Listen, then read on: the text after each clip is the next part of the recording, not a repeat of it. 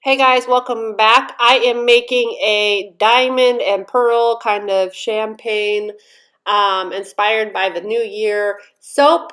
I am using sparkles and I don't know if I used all the micas that I'm showing, but I ended up using my circle mold, my diamond mold, and like all these glitter sparkle micas. And I'm also going to put them in the round mold cavity that I have from Brambleberry because I haven't used this for cold process soap yet and I wanted to test it out. So that's what I'm using today. The first part I'm going to do though is kind of chop up all the cold process soap and get it melted down so I can start making the little embeds for the soap. The actual soap itself is going to be cold processed though, just the embeds are melt and pour. If you're curious, I am just using a simple white melt and pour base block from Crafter's Choice. It's usually what I use for stuff like this. It's one of my favorite places to buy melt and pour soap. It's just a personal preference. They have a decent price on it and I can buy it in bulk. So I just went ahead and melted down the soap that I thought I needed, and then I started adding the colorants, and then I spritzed down the molds themselves. For this one though, I like the diamonds. Like I wanted the diamonds to actually look kind of real, so I went ahead and spritzed it down with rubbing alcohol, and then kind of took the spoon and just like dropped the flakes of the mica in there so that it would kind of pick that up when it was poured in, because I wanted it to kind of look really shimmery when it was set up, if that makes sense. I think if I was going to do this soap again, which I probably will do something similar like this, all in melt and pour, I think I would just paint it on with a paintbrush and rubbing alcohol so that way it gets in like all the little cracks of the soap.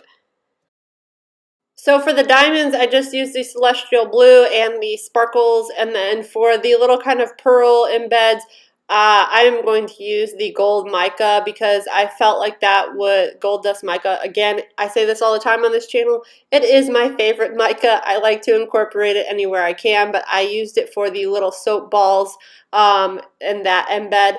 The little soap balls, I think, is about 2 ounces to fill the cavities. I have no idea how much soap I use to fill the blue soap in the diamond cavities because I've never used it before. I bought this like 3 years ago at Dollar General on clearance, and I, again, never used it. So I just went ahead and kind of mixed it in. The thing with this mica, and I kind of knew this going in, is it tends to like settle at the bottom. So you either have to mix in the mica at a super, super low temp, or you have to just basically anticipate the mica kind of sinking, because I feel like the glitter, for whatever reason, is like really heavy in the soap. And I will show you at the end when I pop them out of the mold what I mean. It doesn't really matter how much you incorporate or mix it. It's just always going to kind of do that. If you found a way around that, let me know. Leave a comment down below. I'd love to hear some ideas. While those are setting up, I went ahead and measured out the fragrance oil from Nurture Soap. I'm using champagne because I thought that would be like a nice diamond kind of pearl fragrance oil, and I'm going to put it in a glass container just because I don't know if anyone has ever had this happen before, but if you put fragrance oils in a plastic container, sometimes it eats through it. So I always use glass. Just measure out the appropriate usage rate for whatever fragrance oil you're using for your soap and go from there.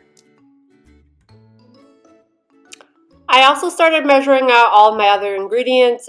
This is a pretty basic recipe. I've used it before on some of my other videos. It is just olive oil, coconut oil, palm oil, and then your lye water solution. I like using this recipe for 2 reasons. 1, it's pretty basic. I almost always have these oils on hand. And 2, it's a slow trace recipe, so it does give you a little bit more time to do design, or if you have a fragrance oil that you know that accelerates, this is a good recipe for that as well. One thing I do recommend doing that I did not do for this recipe, and I totally kind of spaced it, especially if you're using a silicone mold, do use sodium lactate with this recipe because it is really hard to get out of the mold, and you'll kind of see that at the end when I actually popped mine out of the mold. I had some issues with it. All the soap I make personally is just for personal use. I give to friends and family. I don't sell any of my soaps. It's just something I don't have the time to do right now. So that's just a personal thing. Again, just a hobby soaper. It's something that I love doing. So I usually don't care if at the end I have a little bit of a mistake or boo-boo. Again, I don't even mind sharing that with you guys on here. I know sometimes I get some negative feedback or comments because people will say it's a bad tutorial or it looks ugly, but the truth is I've been making soap since 2012, and every once in a while you just kind of get some mishaps with your soap, and I don't mind sharing them because it's something that everybody kind of deals with no matter how long you've been making soap. You accidentally forget something, you get distracted, and it just happens. And I think it's important for new soap makers to kind of see that, because when I first started making soap, I got so discouraged for a while because the first like 3 or 4 batches I made flawlessly. They came out gorgeous, beautiful, no issues. But then when I started experimenting with ingredients, I started having all kinds of issues. So I just like to share with you guys. Just want to keep it like real. Not everything is always going to come out great. But I really like the way the diamonds came out and the little soap pearls. It's kind of hard to get to pick up on the camera, but you can kind of see it. Again, I'm probably going to use this mold again and just do a melt and pour tutorial and kind of show that off because I really loved what it was doing. I just also want to get some clear melt and pour to kind of make it pop a little bit better.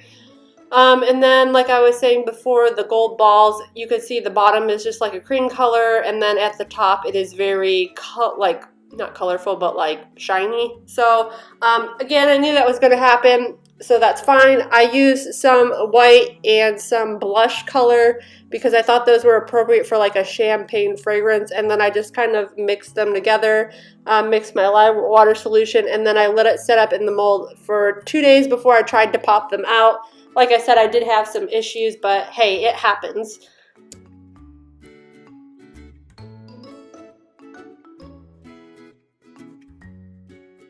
For the final cure time for these, you do want to let them cure after you pop them out of the mold for about, I like to do 6 to 8 weeks, just because it makes a much harder bar, and then it's going to last you a little bit longer. I know some soapers do about 4 weeks. Everybody is different. Just do whatever works for you, and like some recipes harden up faster than others. That's just what I recommend for this recipe. And here you can see the final bar. Like I said, had a little bit of issue getting it out. If I would have put sodium lactate in, these would have popped out really nicely. I just went ahead and went around and smoothed them out with my finger the best I could to kind of make them look a little bit better. It's soap, I'm going to use it, so it's not a big deal. But if you want them to look presentable, obviously this would not work. But I like you guys for watching. Don't forget to like and subscribe. Please give it a thumbs up. I'll continue putting out more content for you guys.